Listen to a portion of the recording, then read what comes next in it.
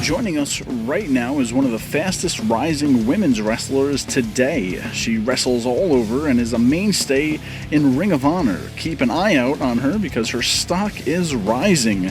Ladies and gentlemen, please welcome the exotic goddess, Mandy Leon. Thanks for joining us today. How you doing? Hello. Thank you for having me. So I want to get right into this. I know you're very busy, and I just want to kind of get into the beginning a little bit. So for anybody that's listening out there that may not know about you or your story, how did you decide that you wanted to get into professional wrestling? Was there one moment? Was there something that you saw on TV? Like, how did you decide this is what I got to do? It's a funny story. When I was younger, my mom and my family watched wrestling a lot. My mom was a huge fan of, like Hulk Hogan, The Rock, who she still is obsessed with. So I watched a lot of wrestling with them, but it didn't really fully click. Like, I was a fan, but I wasn't fully invested until I started seeing the women's wrestlers.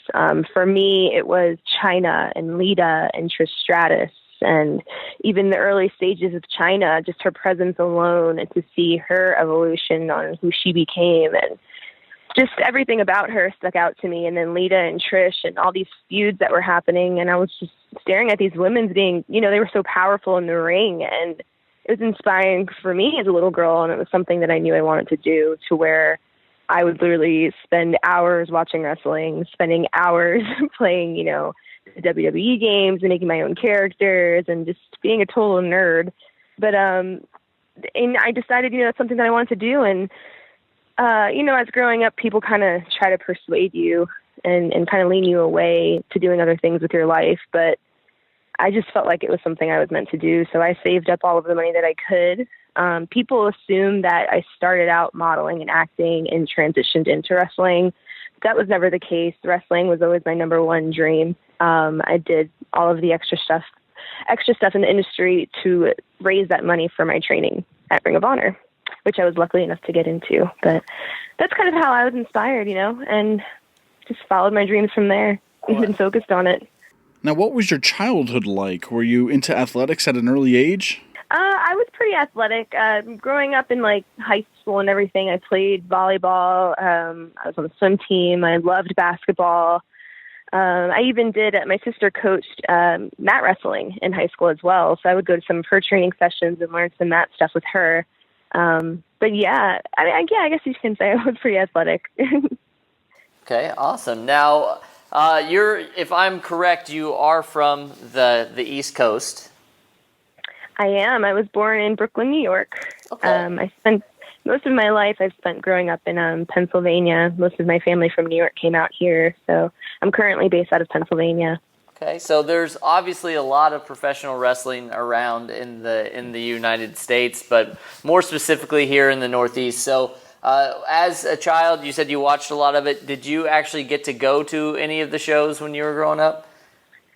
Oh, no, unfortunately I didn't when I was younger. Yeah, I think my first live wrestling show, it was in Hershey, Pennsylvania. I didn't get to do any of the New York shows, which is a complete bummer. But yeah, and that was, maybe 10 years ago. I want to say maybe 10 years ago. So yeah, unfortunately I didn't get to see it as a kid live, but I was glued to my TV. How did you go about finding a school to get trained? For me, I didn't ever want to take the easy way out of anything. It was, like I said, this has been a goal of mine and a dream since I was a little girl. So I didn't know much about independent wrestling. So for me, it was just doing my research. And in doing my research, I found, luckily, Ring of Honor was only an hour drive from me. And that's the first thing I always tell people when you want to get started is you have to find a school with a good name to them and a good reputation, and that's really going to help you. Unfortunately, there's a lot of schools out there that just kind of say, hey, we're going to toss you in here for 6 months of training, and you're going to go out there and make your debut and do what you got to do. Again, luckily for me, I met with Ring of Honor. The head trainer there is Delirious, and I didn't make my debut until about a little bit over a year of training. I wanted to make sure I was TV ready and that my first match was going to be excellent. And that's how Ring of Honor is in general. They won't let any of their students debut until they know that they're excellent and that they're going to be good. I always say that anybody who ever asks me for advice, I say you have to do your research. You have to just not jump into anything and take the time to really find a school in your area that has a good reputation and good trainers that are really going to help you furthering your career and get you far. And like I said in the beginning, I never wanted to take the easy way out. Of course, WWE's goal and my big dream, but I didn't want to just jump into it. I wanted to have the training, and I wanted to make a name for myself and to become someone to make an impact on the indie scene. So that's what I did. Well, that's amazing. Now, whenever you were training, obviously there's more than just like one thing that you have to learn. There's, the actually wrestling aspect of it, and like you said, being ring ready and working on, I'm sure, facials and trying to come up with a character and all that stuff. Do you remember like specifically what you felt? Things that came easy to you as far as training goes, and then maybe something that was the most difficult thing for you to learn? Gosh, that's a good question. I've been told that naturally, everything as far as the athleticism and the move sets and all of that goes, I was just naturally very good at, and I picked up right away. Immediately. I think the one thing I had to work on, and I'm still working on, you never stop learning, is just, I would say, facials and selling and, promos, things like that was more of the things that I spent time on.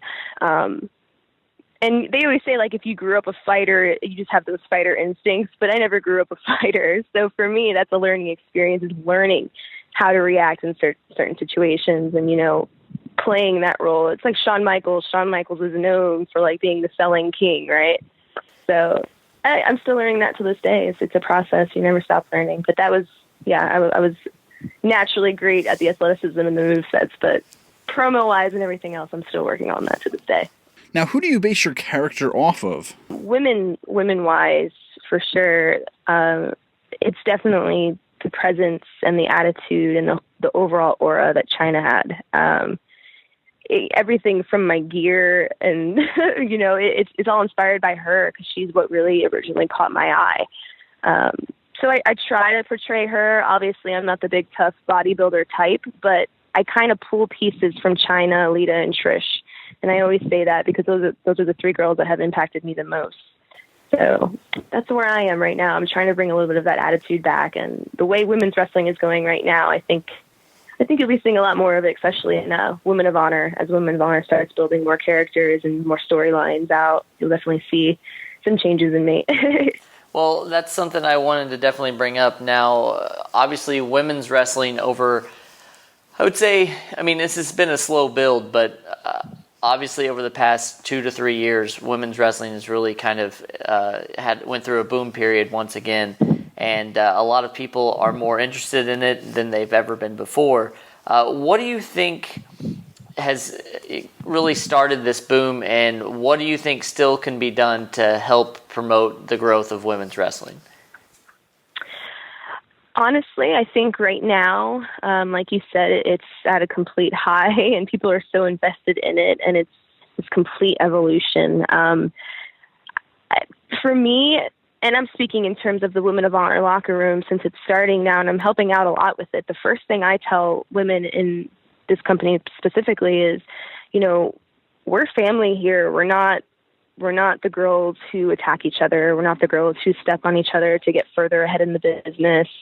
We work together. It takes two to tango, and that's what we do. It's a very positive locker room, and outside or any other locker room, I'm the same way. I always tell girls, we're competitive in that ring, but we need to work together. There's no reason to, try to hurt someone, hurt someone's reputation or anything like that. And I think the more and more women empowerment that there is, and the more and more women work together, we're going to continue, which is what we have been seeing, and why it is working out so well is everyone is working together for the same goal. And the more that we empower each other, the more and more this is going to build and just be a huge thing. And again, stemming from Women of Honor, that's kind of why this is taking off and being so phenomenal.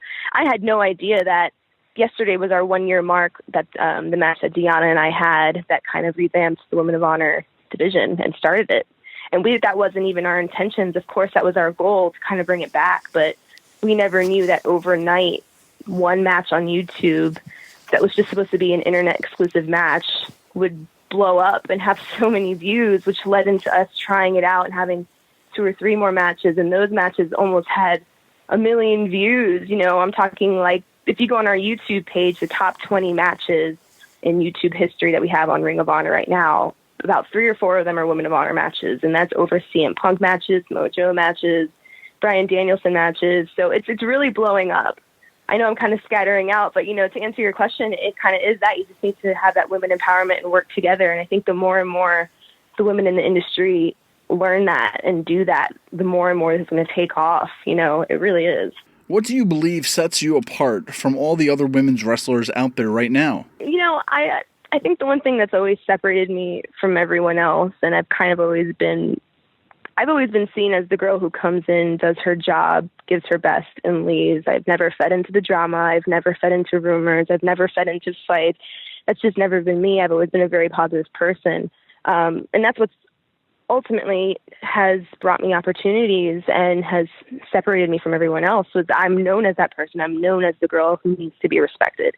I'm known as the girl who walks in, you shake her hand. She's here for business. This is something that means the world to me. So it's kind of like none of the negative energy is brought to me. Aside from that, I feel like I do have, character-wise, I have my own look. I have a look that's not really out there. I have a name that's never been used in the business. I mean, besides now, Mandy Rose has it and Tough Enough or whatever. But it's different things that separate you. I'm a very spiritual person. So for me, it's just my overall aura. Character-wise, on camera, you can look at me and you see that I'm this exotic, mysterious person who you don't really know what they're going to do yet next. But at times, I'm also this, goofy little innocent person. And I think that shows a lot. It's going to start showing a lot more the more and more you see me, especially in Women of Honor. But again, I'm that person. But when I get in the ring and the bell rings, I'm completely athletic and I'm going to fight you and I'm going to win the match. So when it gets down to it, I think that's kind of what separates me the most. I'm very driven and I have my mind right. I'll keep it at that. I have my mind right. Awesome. Well, we've been fortunate enough to, being based out of the Northeast, to see you on several occasions wrestle, whether it be for Northeast Wrestling or even Ring of Honor. Where has wrestling taken you so far in the scheme of the United States and the world, and where are some places that you hope to eventually get to wrestle? Right now, I haven't been doing this very long. I've only been doing this with training included for going on 5 years. I made my debut in 2014, excuse me. So in the midst of that time, I really have gotten a ton of opportunities, which I'm so blessed for. Right now, I'm mainly working out of Maryland, Pennsylvania, New Jersey, New York, Connecticut. I'm kind of just up and down there every other weekend.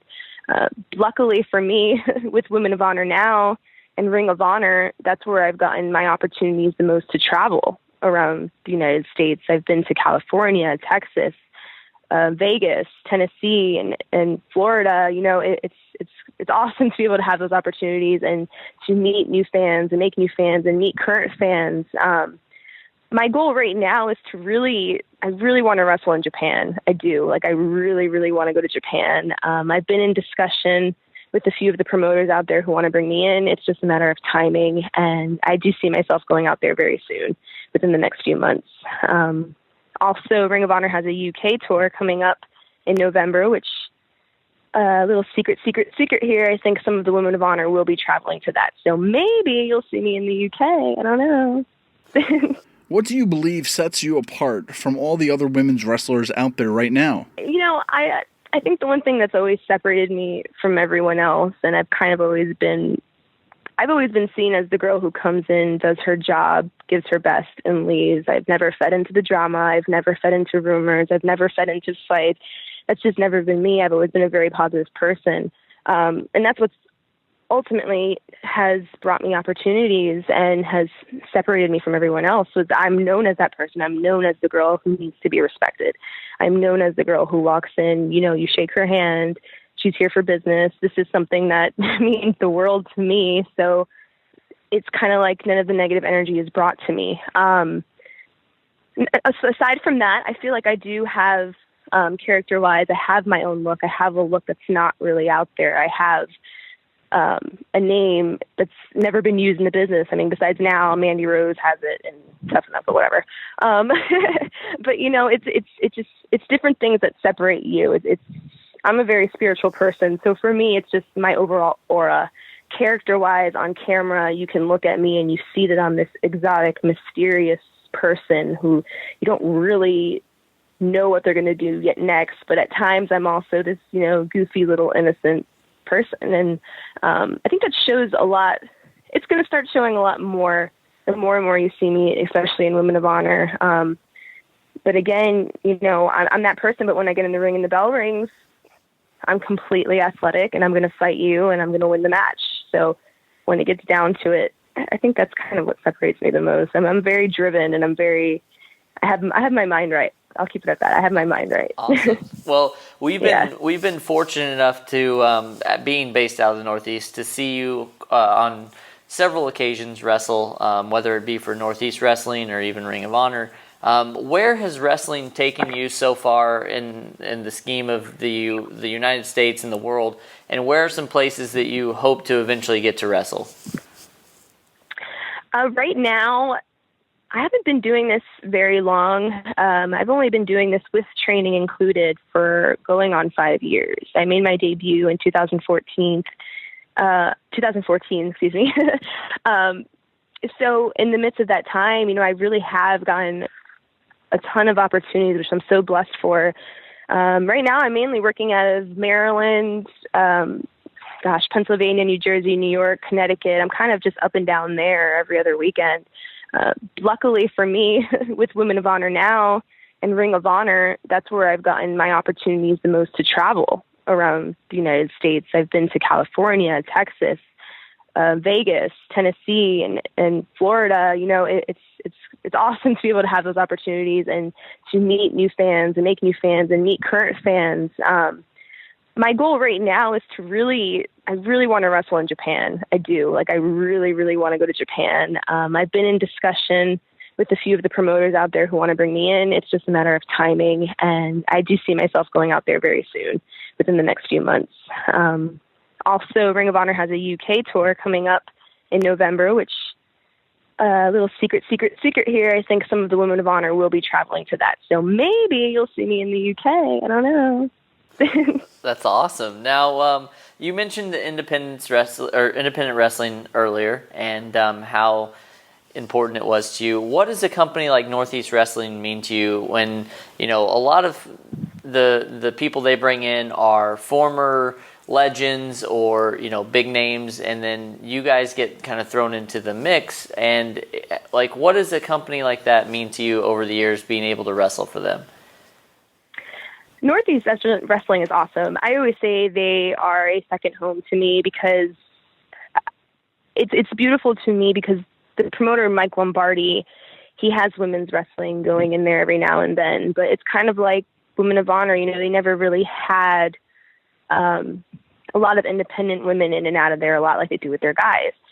So right now you're seeing a lot more of that in that company. You're seeing a lot more women's matches coming in, along with former TNA and WWE talent too. There's independent girls who are wrestling there now. So that's really cool. As far as opportunities go with them, it's been tremendous. I never thought, 2 years later in the business that I'd be the only female on a flyer with Mick Foley, Jerry the King Lawler, Ricky Steamboat, all these guys that I would have never imagined it. So, and I actually had, where were we? I don't remember. I think it was in New York. And I was the only female on the flyer with all of the WWE legends and TNA legends. and I'm just an independent wrestler right now, like who am I to be on the flyer with these guys? And Mick Foley sat down and talked to me and just kind of, told me how proud he is of me, and he gave me good conversation. And, they've given me so many opportunities, like even the show coming up this weekend and throughout August, Kurt Angle versus Cody Rhodes. Who would have thought you'd be on that same card? You know what I mean? Especially as a woman. So they've given me a lot of beautiful opportunities, and I'm very thankful for them. Lightning round. Do you currently have a favorite match that you've competed in?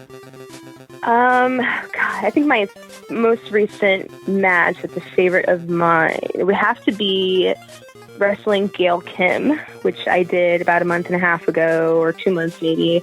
That was an amazing experience. She's such a beautiful woman, super humble, and that was a great match for me. Outside of that, independent wrestling wise, I would say my recent match that I had, it was just aired on TV. It was Mandy Leon versus Hanaya the Huntress on the first Women of Honor TV episode.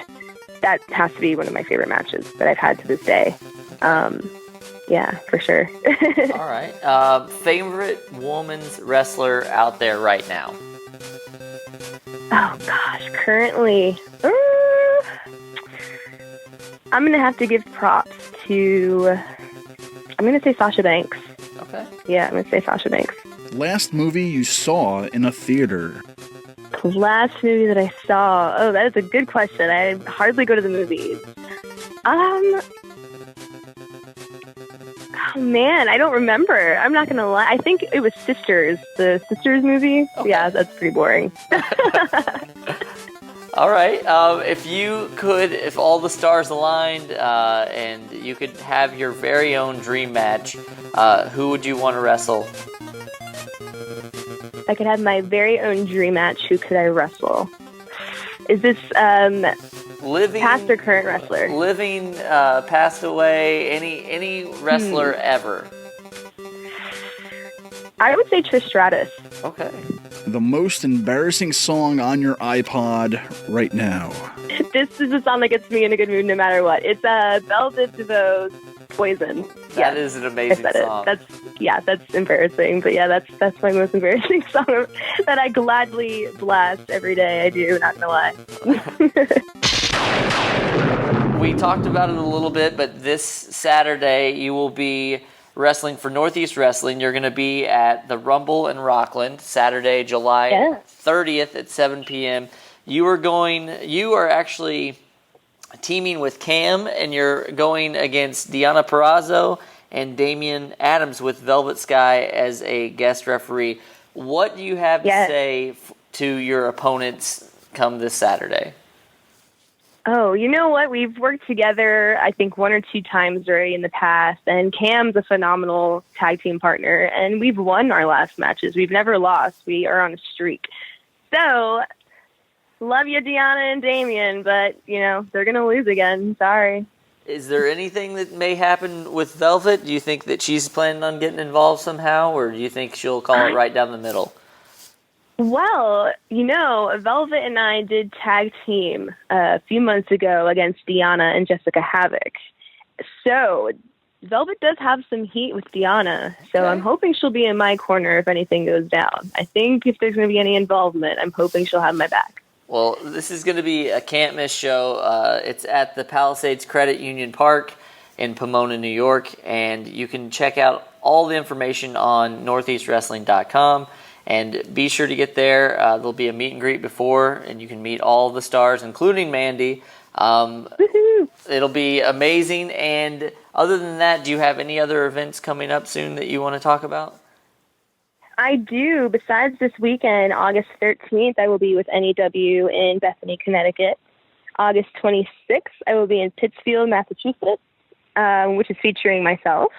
Michael Bennett, Mick Foley, Jerry the King Lawler, Jushin Thunder Liger, Matt and Jeff Hardy, and Cody Rhodes. And then the following night, I'm trying to see here. Oh, yes, August 27th in Wappingers Falls, New York. It's the big Kurt Angle versus Cody Rhodes match. So I'll be there as well. I'm really excited for that. Social media has taken over the world. Where can fans keep up with you today? I do have an official Pro Wrestling Tees store. It's just ProWrestlingTees.com/Mandy Leon. I'm on Twitter at Mandy Leon XO. I'm on Instagram at Mandy Leon. And I'm on Facebook at Mandy Leon XO as well. So thanks for following me, and I appreciate everybody's support. This was fun. Awesome. Well, we have one. This is the most important question. When you are, we've got this big meet and greet coming up, and you've got a lot of shows. What is the one thing that fans can bring you?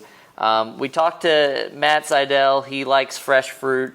What are things that fans can bring you? Of course he does. Yeah. What are some things that if fans want to get on your good side that they can bring to you? All right. Well, I'm not going to be a health freak with mine like Matt. I'm going to be a little goofy with mine. I will say Nerdy Mandy will accept Swedish Fish or anything Britney Spears related. How about that? That is amazing. And we'll see what we can dig up for you. Yes, there you go.